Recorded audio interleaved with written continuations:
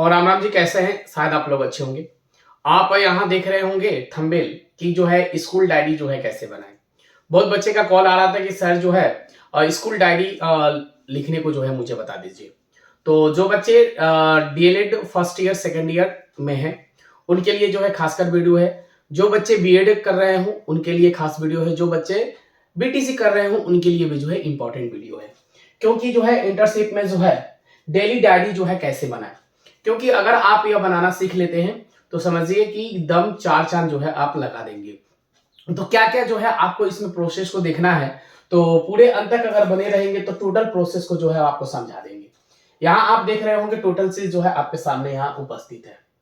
ठीक है, यहाँ देखेंगे टोटल चीज यानी कि दिनांक होना चाहिए, कालखंड होना चाहिए, कक्षा और विषय, प्रकरण, सहायक सामग्री, गृह कार्य, डिजिलेब, अन्य गतिविधि, कार्य और हस्ताक्षर। इतना जो है कॉलम आपको जो है बनाना पड़ेगा। यानी कि लगभग जो है एक कॉलम, दो कॉलम, 3, 4, 5, 6, 7, 8 और 9 कॉलम जो है आपको बनाने पड़ेंगे। तब जाकर जो है आप जो है स्कूल डायरी को मेंटेनेंस कर पाइएगा, स्कूल डायरी को जो है लिख पाइएगा। तो सबसे पहले जो है हम क्या करते हैं कि स्कूल डायरी बनाने के लिए जो है सबसे पहले जो है इस चीज को, सामग्री को जो है हम रखते हैं। उससे पहले जो है आप अपने कॉलेज का नाम लिखिएगा।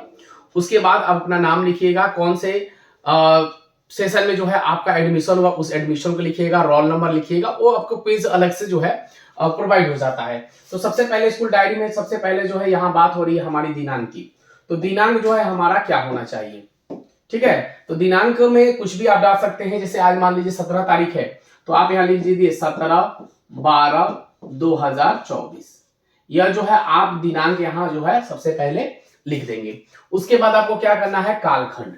तो कालखंड क्या होता है, तो सबसे पहले देखेंगे कालखंड, जैसे कि कौन से कक्षा में जो है आपका इंटर्नशिप हुआ है, यानी क्लास 1 से लेकर क्लास 12 तक। तो मान लीजिए कि हम जो है कालखंड में जा रहे हैं क्लास 10वीं में, तो हम लिख देंगे क्लास 10th। ओके, यहाँ कोई दिक्कत नहीं होनी चाहिए।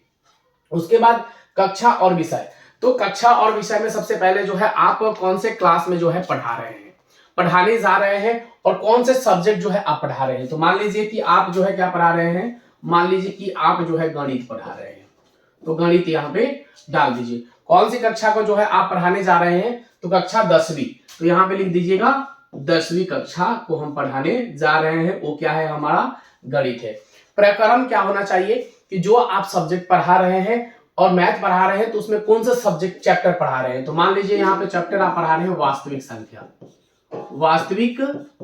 आप पढ़ा रहे हैं, तो यहाँ आपको लिख देना है क्या, वास्तविक संख्या। क्या दर्ज करना है आपको, वास्तविक संख्या जो है आपको लिख देना है।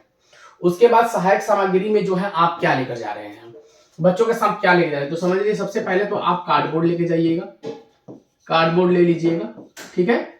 कार्डबोर्ड साथ में तो जो है जरूर लेके जाना चाहिए आपको। उसके साथ जो है आपको लेकर जाना है क्या, संख्या कार्ड। क्या लेकर जाना है, संख्या कार्ड लेकर जाना है। जैसे 1, 2, 3, 4, 5, 6, 10, 50 जो है संख्या कार्ड जो है आपको लेकर जाना पड़ेगा। क्योंकि वास्तविक संख्या में जो है हमें सबसे पहले बच्चों को क्या सिखाना है कि सर प्राकृतिक संख्या क्या होता है, सम संख्या क्या होता है, भाज्य संख्या क्या होता है, अभाज्य संख्या क्या होता है, पूर्ण संख्या क्या होता है, पूर्णांक क्या होता है, परिमेय क्या होता है, अपरिमेय क्या होता है। इस चीज को सिखाने के लिए हमें कार्डबोर्ड की आवश्यकता पड़ेगी और साथ में संख्या कार्ड की भी जो है जरूरत पड़ेगी। उसके बाद गृह कार्य में जो है आप बच्चों को क्या दे सकते हैं, तो जो आपने पढ़ाया है उसका जो है आप जो बोलेंगे कि इसका जो है कार्य आपको करके लाना है। तो यहाँ पे जो है आप सिखा सकते हैं कि जोड़ जैसे आप दे दीजिए बच्चों को, घटाव दे दीजिए, ठीक है, या गुणा दे दीजिए, या आप यहाँ जो है भाग दे दीजिए। कुछ भी जो है आपको जो है गृह वर्क देना है वास्तविक संख्या से रिलेटेड। उसके बाद जो है डिजिलेब क्या होता है, तो विद्यार्थी के सबसे पहले डिजिलेब के बारे में जानेंगे। डिजिलेब होता क्या है कि विद्यार्थियों का जो है सबसे पहले जो है पूर्ण जानकारी रखना चाहिए, उनका आकलन करना चाहिए, पाठ्य योजना बनाने का जो है उद्देश्य होना चाहिए आपके पास, कक्षा की जो है तैयारी करनी चाहिए, वही हमारा क्या होता है, डिजिलेब होता है। तो आपने जो है बच्चों को क्या पढ़ाया, वास्तविक संख्या में बच्चों को क्या पढ़ाया। तो समझिए सबसे पहले आपने पढ़ाया कि प्राकृतिक संख्या क्या होता है, ठीक है, आपने यह बात चर्चा किया। उसके बाद आपने सिखाया कि पूर्ण संख्या क्या होता है, यह सिखाया होगा आपने। उसके बाद अपरिमेय संख्या आपने सिखाया होगा, ठीक है, अपरिमेय संख्या आपने सिखाया होगा, परिमेय अपरिमेय संख्या जो है आपने सिखाया होगा। जो भी संख्या सिखाया हो, भाज्य संख्या आपने सिखाया हो, यही जो है आपको क्या करना है, क्लास में चर्चा करनी है। वही होता है हमारा क्या, डिजिलिप। अन्य गतिविधि में जो है आप क्या इसके साथ सिखाए हैं, वास्तविक संख्या पढ़ाए हैं तो उसमें क्या सिखाए हैं। तो सबसे पहले बच्चों को जो है आपने सिखाया होगा क्या, पहाड़ा, कि किस बच्चों को जो है पहाड़ा आता है, किन बच्चों को जो है गिनती आता है, किन बच्चों को जो है धन चिन्ह पता है, ठीक है, ऋण चिन्ह पता है, गुणा का चिन्ह पता है। यह चीज जो है आपने अन्य गतिविधि में बताया, ताकि बच्चे जो है इस चीज को समझ लेंगे। आगे लिखा हुआ है हस्ताक्षर, तो यह हस्ताक्षर किसका रहेगा, तो आपका प्रधान अध्यापक का जो है हस्ताक्षर रहेगा। तो यह एक दिन का जो है आपका क्या बना, पूरे एक दिन का जो है प्रकरण तैयार हुआ। अब मान लीजिए कि फिर 17 तारीख को जो है आप यहाँ भी जाएंगे, फिर 17 तारीख को 10th क्लास में फिर आप गए और आपको मिला ऑफ सब्जेक्ट पढ़ाने को, मान लीजिए विज्ञान मिला है, कौन सी क्लास का, तो 10वीं क्लास का। उसमें जो है आपका टॉपिक मान लीजिए कि आपने पढ़ाया क्या, बच्चों को जनन पढ़ाया, ठीक है। तो जनन में आप क्या क्या बच्चों को लेके जाएंगे, तो सबसे पहले जो है जनन पाठ पढ़ाने के लिए कार्डबोर्ड लेके जाना पड़ेगा आपको, ठीक है, फोटो लेके जाना होगा, ठीक है, यह चीज सामग्री जो है आपको लेकर जानी होगी। उसके बाद उसमें जो है गृह कार्य बच्चों को क्या दीजिएगा, तो जनन पाठ जो है आप समझ रहे हैं, तो जनन पाठ में बच्चों को क्या दे सकते हैं, जैसे कि मान लीजिए गृह कार्य में जो है अंडाशय का चित्र दे दीजिए बनाने के लिए, गर्भाशय का चित्र दे दीजिए बनाने के लिए, ठीक है, यह चित्र जो है आप बच्चों को दे सकते हैं बनाने के लिए गृह कार्य में। अब डिजिलेप में जो है उसके साथ आपने चर्चा क्या किया, तो आपने जो है चर्चा किया है कि चित्र के द्वारा, ठीक है, चित्र के द्वारा बच्चों को जो है पुरुष जनन तंत्र के बारे में चर्चा किया गया, पुरुष जनन तंत्र के बारे में जो है क्या किया गया, चर्चा किया गया, ठीक है। उसके साथ जो है उससे जो है अन्य गतिविधि में जो है आप क्या करा सकते हैं, तो एक बच्चों को खड़ा कराकर जो है उनके जो है शरीर के वृक्क का, आंख का, ठीक है, चित्र से माध्यम से जो है उसे हम दर्शाए। उसके बाद यहाँ ग्रीप हो गया, ठीक है, सिग्नेचर।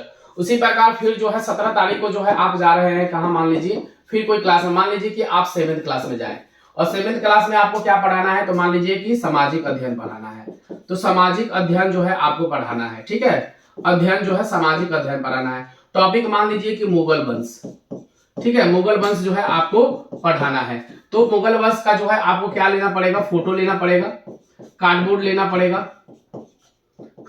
पड़ेगा, फिर पेन लेना पड़ेगा, कलर लेना पड़ेगा, ये जो भी सामग्रियां है आप उसे लेकर जो है क्लास में प्रवेश करेंगे। उसके बाद गृह कार्य में जो है दे देंगे कि आप जो है अकबर का चित्र बनाकर लाए, ठीक है, अकबर का चित्र जो है बनाकर लाए, ठीक है, यह गृह कार्य में बच्चों को दे दीजिएगा, क्योंकि बच्चे चित्र के माध्यम से जो है बहुत अच्छे से समझते हैं। उसके बाद जो है डिजिलिप में जो है आप इसको क्या करिएगा कि फोटो के माध्यम से लिख सकते हैं कि फोटो के माध्यम से अकबर के बारे में बताया गया, अकबर के बारे में जो है क्या किया गया, बताया गया, इस चीज को लिख सकते हैं। उसके अन्य गतिविधि में आप क्या डाल सकते हैं कि अन्य गतिविधि में जो है उनके शासन के बारे में बच्चों को बताया गया, शासन के बारे में जो है बच्चों को जो है बताया गया, ठीक है। अब यहाँ पे हेडमास्टर का सिग्नेचर। तो इस हिसाब से जो है आप डेली रूटीन जो है अपने टाइम टेबल के अनुसार जो है बना सकते हैं। तो ये छोटी सी वीडियो जो है आप लोगों को अच्छी लगी हो तो प्लीज जो है इस वीडियो को लाइक शेयर आप जरूर करेंगे, क्योंकि इसी हिसाब से जो है स्कूल डायरी बनता है। तो जो बच्चे जो है डीएलएड कर रहे हो या आप बीएड कर रहे हो या आप बीटीसी कर रहे हो, तो उन सबके लिए जो है यूजफुल ये वीडियो होने वाला है। तो ये वीडियो अच्छी लगी हो तो प्लीज लाइक कमेंट जरूर करेंगे। Thank you so much.